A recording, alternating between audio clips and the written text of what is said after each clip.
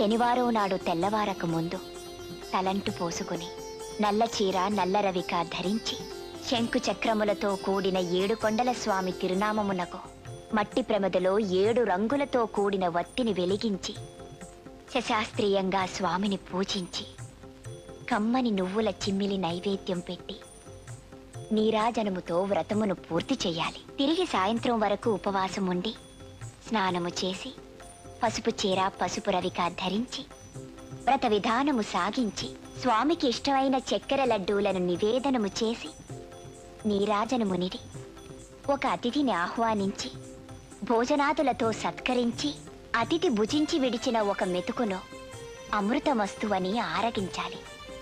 అప్పటికి ఆనాటి శనివార వ్రతం పూర్తవుతుంది. ఈ విధంగా 7 శనివారములు వ్రతమును చేసినచో ఉద్దేశించిన సత్ఫలమును పొందగలరు.